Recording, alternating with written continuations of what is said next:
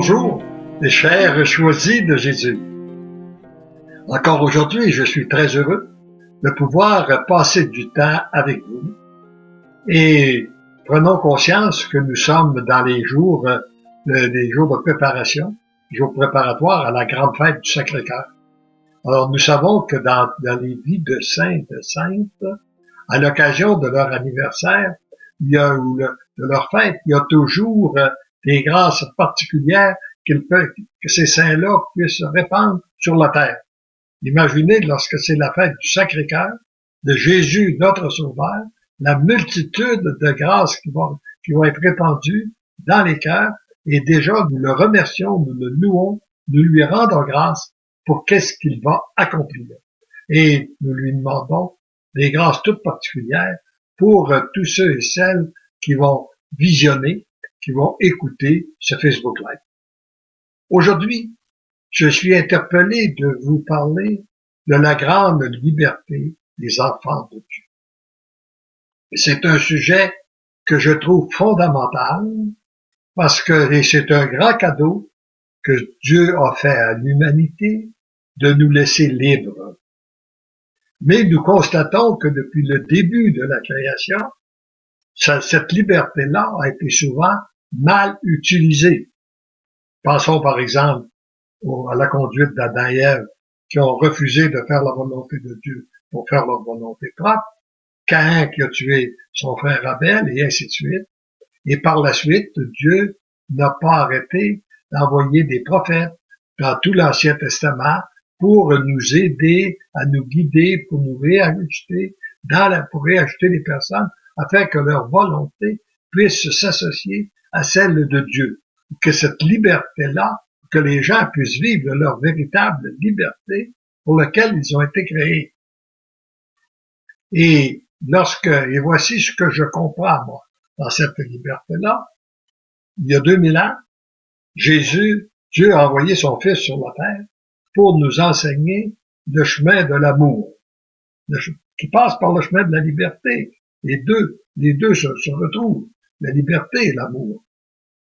Et tous les enseignements que Jésus a donnés, eh bien, il nous a dit, il nous a enseigné ce qui pouvait entraver notre liberté, ce qui pouvait faire de nous des esclaves. Et si on aime, ben, il y a des choses qu'on peut pas faire. On peut pas voler son voisin, on peut pas prendre sa femme, on peut pas dire du mal de lui, etc., etc. Il y a une multitude de choses qu'on ne doit pas faire si on veut vivre réellement dans la dimension de l'amour. Et puis, pour que ces enseignements-là, qu'on puisse bénéficier de ces enseignements-là, que ces enseignements-là puissent se continuer sur la terre, il a créé son Église, il a fondé son Église pour continuer à nous diffuser ces enseignements. Avec le temps, l'Église a mis l'accent sur qu'est-ce qu'il ne fallait pas faire. Par exemple, moi, quand j'étais jeune, je me souviens d'avoir eu la pensée de dire je trouve ça extraordinaire d'être catholique, parce que ça a des chances de nous assurer une place au ciel, mais le temps qu'on vit, c'est restrictif. Parce qu'on peut pas faire ci, on peut pas faire ça, on peut pas faire ça. Alors donc, et ce n'est que vers l'âge de 40 ans que j'ai découvert que c'était pas ça du tout. C'était l'enseignement de Jésus. Nous rentrions justement dans une grande liberté et le bonheur qui nous était promis après notre mort pouvait être accessible immédiatement si on vit selon la volonté de Dieu, selon les enseignements que Jésus nous a donnés. Mais parce qu'on avait mis beaucoup d'accent sur ce qu'il fallait pas faire, là, moi je situe ça là, dans les années, environ des années 60, surtout au Québec, je pense que c'était comme ça dans bien des pays du monde. Là, Satan est arrivé, et puis, il a dit, on va vous libérer de l'Église. Et puis, on va vous libérer des enseignements, et puis, les commandements de Dieu, on vous libère de tout ça. Et beaucoup de gens ont embarqué dans ce mouvement-là, croyant qu'ils allaient pouvoir atteindre une nouvelle liberté. Une liberté plus grande, parce que là, enfin, on n'a plus à s'occuper de ce que dit l'Église, on n'a pas à s'occuper des commandements de Dieu, on peut faire ce qu'on veut. Puis quand on regarde le résultat de cette supposée liberté-là, 60 ans plus tard. Notre monde est devenu un peuple d'esclaves. Esclaves du sexe, esclaves de la drogue, esclaves du jeu, esclaves de l'alcool, esclaves des biens matériels, esclaves de qu'est-ce que les gens vont dire. Une multitude d'esclavages que Satan nous a pas dit, là, naturellement, c'était son piège, c'était son approche. Il dit jamais tout, hein. Il nous présente quelque chose qui semble être bon au début, qui est néfaste à moyen puis long terme. Alors, on a vu que cette supposée liberté-là, et là où ça parle très fort, c'est que où les gens vivent réellement dans cet esclavage-là, il y a beaucoup de gens qui ne peuvent plus vivre. Nous sommes arrivés à un taux de suicide plus élevé que jamais on a connu dans cet esclavage-là. Hein? On a eu aussi le nombre de divorces que jamais il a existé. Et tout ça, ça occasionne une multitude de souffrances chez les enfants, les petits-enfants, ça se répercute d'une génération à l'autre. Même actuellement, on voit beaucoup de souffrances à cause de cet esclavage-là. Donc, la vraie liberté, ce n'est pas de faire ce qu'on veut, quand on le veut, comme on le veut. Mais regardons, mais bien d'agir selon le plan de Dieu. Et regardons ce que Dieu nous enseigne dans sa création. L'oiseau, qui a été créé pour voler, retrouve sa liberté en volant. Le poisson, qui a été créé pour manger, retrouve sa liberté en mangeant. On pourrait continuer comme ça sur tout ce que Dieu a créé. Et l'homme a été créé pour quoi? Et c'est ce que nous ressentons au plus profond de chacun de nous. L'amour. Le besoin d'aimer et d'être aimé. Donc, c'est ça la vraie liberté des enfants de Dieu. Et pour ça, et c'est pour ça que nous avons été créés par amour pour exercer. Et là, notre liberté doit être exercée, non pas en fonction de ce que, comme je dis, non pas faire ce qu'on veut quand on veut comme on veut, mais bien d'agir selon son plan.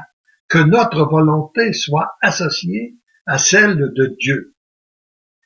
La semaine dernière, je vous ai parlé, je vous ai dit que nous étions à l'aurore de la plus belle des histoires du monde. Puis je vous ai expliqué ce qu'était cette belle histoire, le grand retour de Jésus dans sa gloire, qui nous a promis, que nous attendons. Bientôt, c'était aussi la civilisation de l'amour, cette nouvelle civilisation qui prend forme, qu'on nous sommes témoins de plus en plus, là. Et puis, qui nous conduit, ou qui nous prépare pour le grand retour de Jésus. Et nous, par contre, puis je vous ai dit que les grands points, par contre, pour entrer dans cette civilisation-là, eh bien, comme Dieu nous a créés libres, qui n'entrave jamais notre liberté, il attend que nous lui donnions notre oui. Et je vous ai dit qu'un des points souvent qu'on a de la misère à donner notre oui, parce qu'on s'en sent indigne, et définitivement c'est vrai, qu'on n'est pas digne pour tant d'amour, mais il ne nous choisit pas parce qu'on est digne, il nous choisit pour nous rendre dignes. De la même façon que quand il choisit une mission à quelqu'un, il ne choisit pas parce qu'on est capable, il nous choisit pour nous rendre capables. Il ne nous choisit pas parce qu'on est aimable, il nous choisit pour nous rendre aimables. On pourrait continuer comme ça, sur tous les plans, c'est qu'il nous choisit. Maintenant, pour qu'il puisse agir en nous, il attend que nous lui donnions notre oui. Et il peut y avoir là des gens qui bloquent parce que ils ont peur de perdre leur liberté. Si je dis oui à Dieu, est-ce que je ne perdrai pas ma liberté? Eh bien, comme vous venez de le voir, non seulement on ne perd pas notre liberté, mais nous découvrons une nouvelle liberté qu'on n'a jamais connue. Mais Dieu la respecte tout le temps. Il vient nous appeler, en tant que choisi de Jésus, il nous appelle à donner notre oui, mais il ne nous force pas. Puis il n'y a personne qui peut vous forcer, qui peut vous obliger à donner votre oui au Seigneur. Mais il n'y a personne non plus qui peut vous en empêcher. à moins que vous donniez à des personnes un pouvoir sur vous qu'elles n'ont pas. Hein? Il n'y a personne qui peut vous en empêcher. Cette relation-là se situe entre lui et chacun de nous, entre Dieu et nous, nous et Dieu. Alors donc, c'est là qu'on a à exercer notre choix pour lui donner notre oui. Et en donnant notre oui, il vient nous faire prendre conscience, il vient nous libérer de, je dirais, de nos esclavages ou de couper. Il demande, comme il est dit dans les livres, Le bonheur des miens, mais choisi Jésus, qui est très souvent bien expliqué, à l'effet qu'il vient couper nos attaches. Nos attaches qui sont nombreuses, qui sont compréhensibles sur le plan humain. Par exemple, vous avez quelqu'un qui a travaillé fort pour avoir une maison pendant nombre d'années, et tout à coup, il se retrouve dans sa maison, il y a des attaques de sa maison. Bon. Il y a quelqu'un qui a poursuivi des études, qui a étudié pendant plusieurs années pour avoir un savoir. Il y a des attaches à son savoir, à ses études. Et puis, on pourrait continuer comme ça, peu importe ce qu'on a fait, les biens matériels. Quelqu'un a travaillé toute une vie pour s'accumuler des fonds de pension, puis un plan de retraite. Il arrive une certaine âge, il est attaché à son plan de retraite. Alors, voyez-vous, le problème, comme il est dit dans ces livres-là, ce n'est pas l'avoir. Ce n'est pas d'avoir des connaissances, d'avoir des biens matériels, d'avoir des bonnes relations d'amitié, rien de ça. Le problème, c'est l'attache que nous lui portons.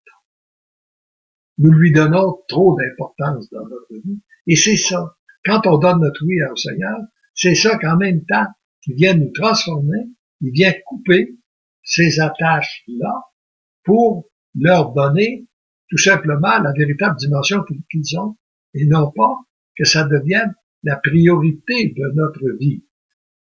D'ailleurs, comme il m'avait dit au tout début du premier volume, qui est à la base des choisis de Jésus, message numéro 3, j'ai une grande demande à te faire, acceptes-tu de vivre que pour moi?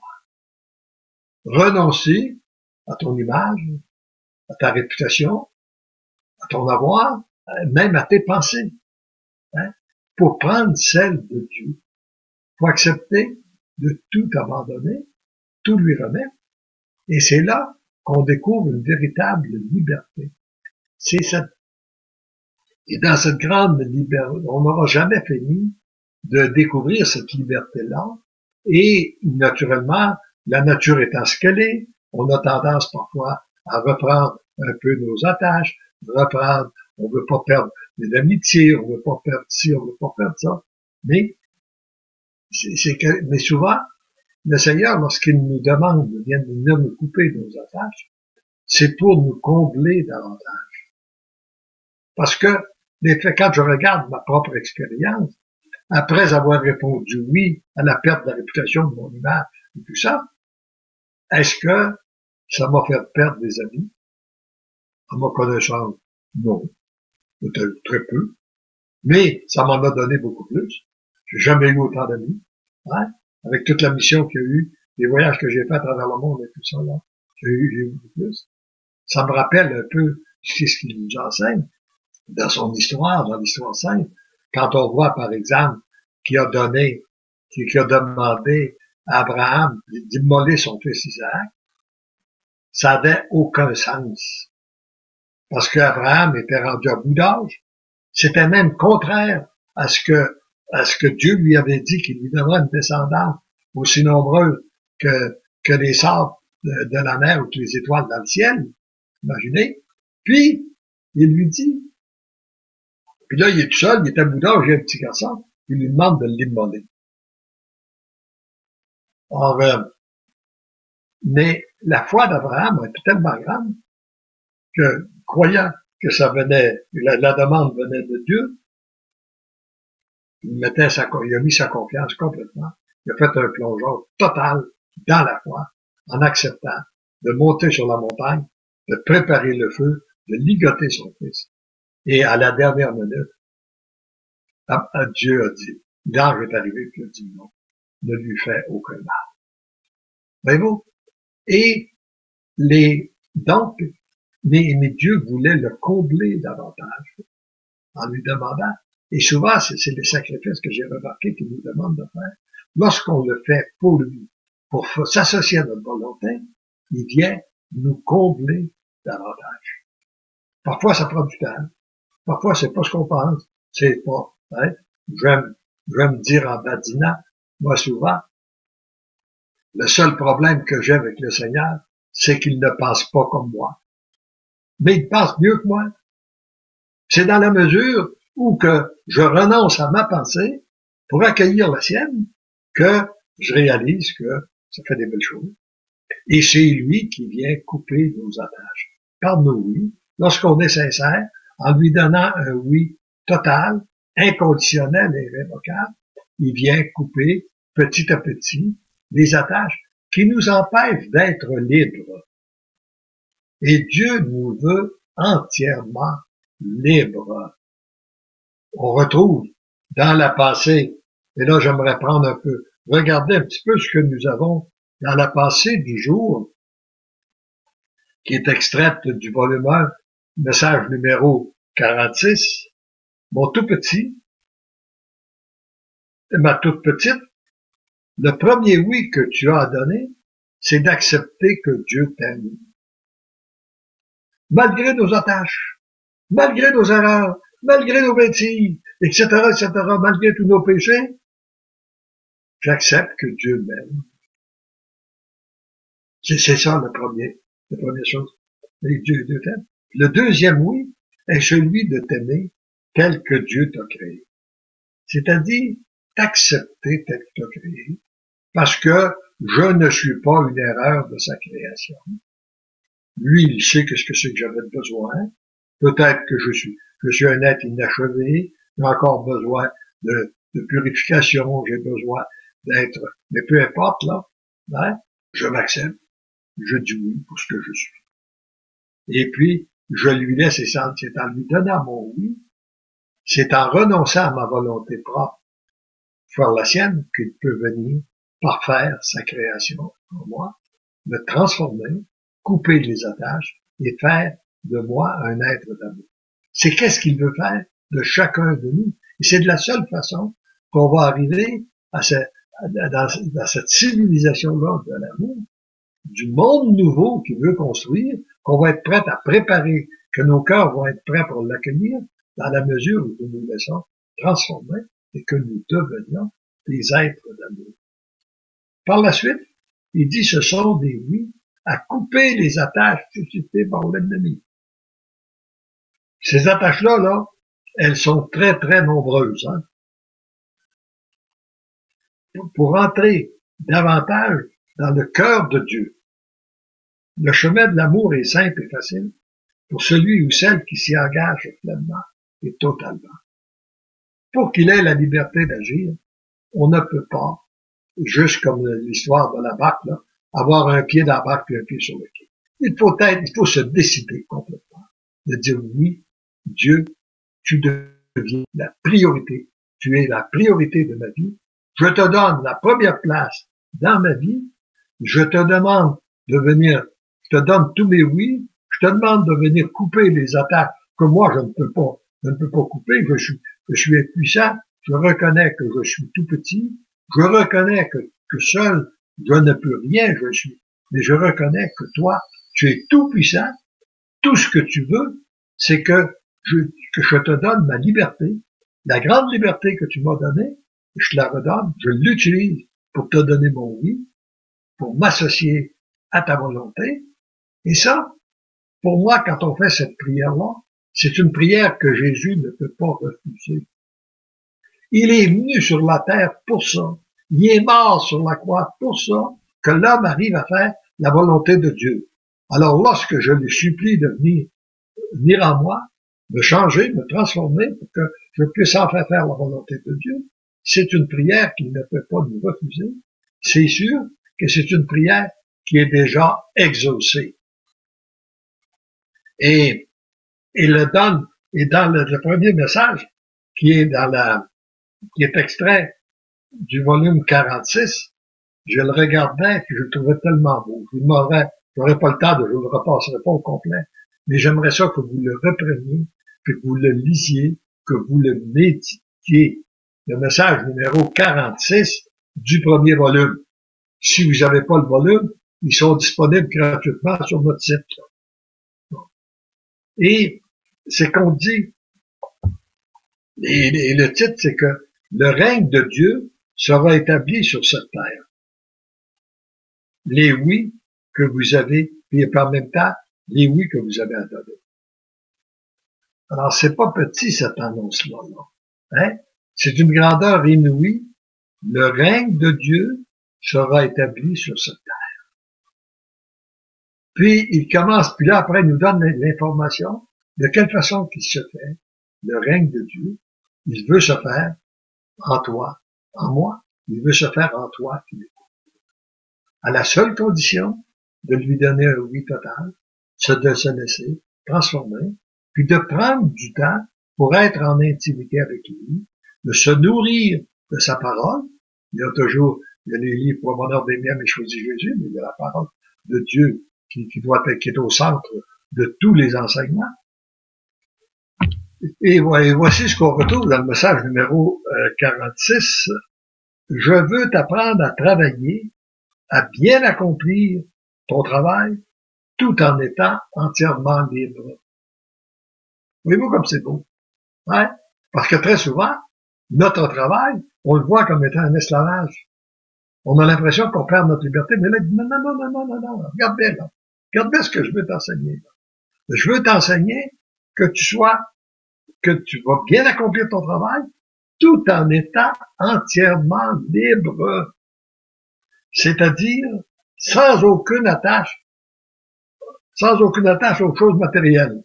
Donc, c'est par là que passe notre liberté, là. Ça peut être nos attaques aux biens matériels, ça peut être à notre formation, ça peut être une bonne relation d'amitié, ça peut être une multitude de choses. Mais là, pour le travail, parce que le travail, normalement, ça va avec les biens matériels. On travaille pour gagner de l'argent, pour avoir des biens. Et c'est la tâche. Mais là, tu le fais par devoir, et viens couper les attaches à ces choses-là. De sorte que tu puisses demeurer toujours en étroite relation avec moi. Parce que si je ne suis pas accaparé, si je ne suis pas attaché aux biens matériels, ça me permet, tout en travaillant, de le louer, de le bénir, de le rendre grâce. Je peux élever mon cœur, mon âme, mon esprit, à n'importe quel moment du jour, en regardant un arbre, en regardant la beauté de sa création, en regardant une belle personne. Même, tu peux lui dire, Seigneur, je te rends grâce, je te bénis pour cette belle personne. Je te bénis, je te rends grâce pour ce bel arbre. Je te bénis, je te rends grâce pour ces belles fleurs. Je te bénis, je te rends grâce pour tout ce que tu mets sur moi. Et là, finalement, on peut être continuellement en relation avec notre Dieu, tout en accomplissant bien notre devoir. Et tout en accomplissant, c'est-à-dire notre travail.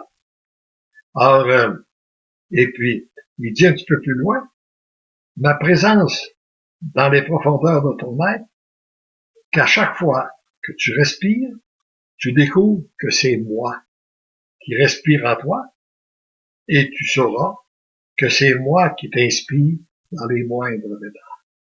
Voyez-vous, il vient inspirer en nous, puis il vient aussi expirer, il vient aussi nous inspirer, et ça me rappelle un enseignement qu'il m'avait donné, je vais terminer avec ça. À un moment donné, je me disais, comment pouvons-nous faire pour être toujours en relation avec Dieu? Parce que on se laisse accaparer par toutes sortes de choses, que ce soit au niveau du travail, des préoccupations, la famille, ou n'importe ce qui nous arrive, on se laisse accaparer par toutes sortes de choses. Comment être toujours en relation avec lui?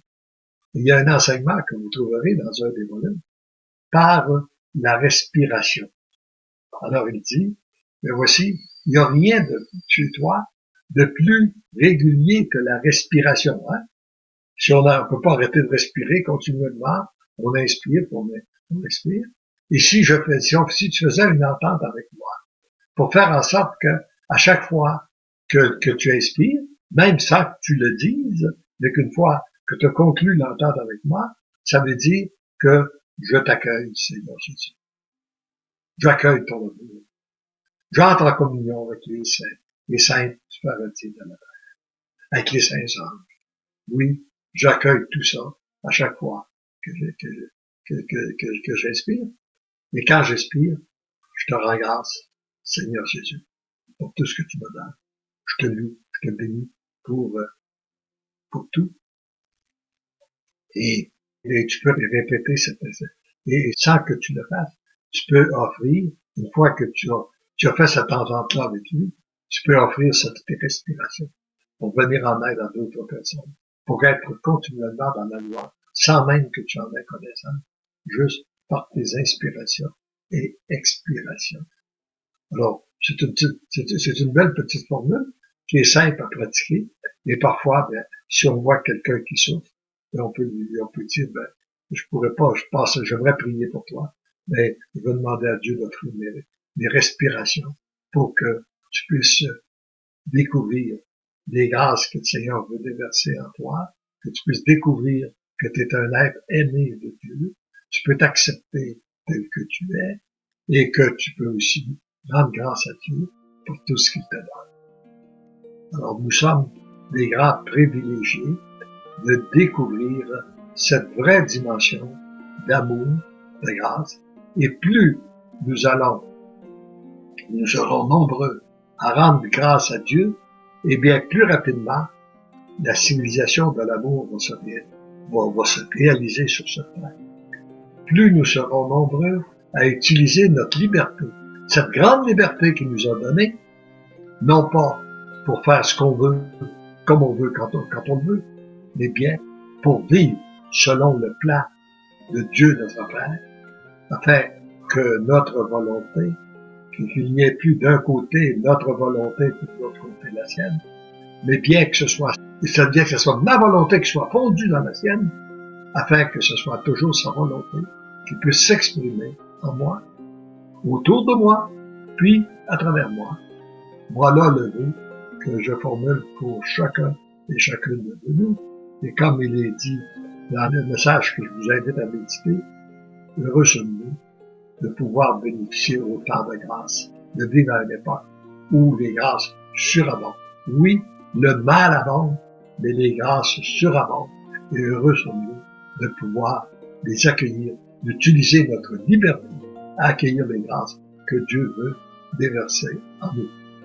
Et là-dessus, je vous dis bonne semaine et continuez. Et comme vous pouvez le constater, il y a toute une belle petite équipe de gens qui partagent avec moi les Facebook Live. Je suis toujours émerveillé de voir les enseignements qu'ils donnent, le partage qu'ils font. Et pour moi, c'est réellement la preuve de la multiplication des grâces que le Seigneur fait. Et il les fait chez nous, même si on ne les voit pas. C'est pas important qu'on les voit. L'important, c'est que les grâces soient là et que la civilisation là, se construise dans son monde. Amen.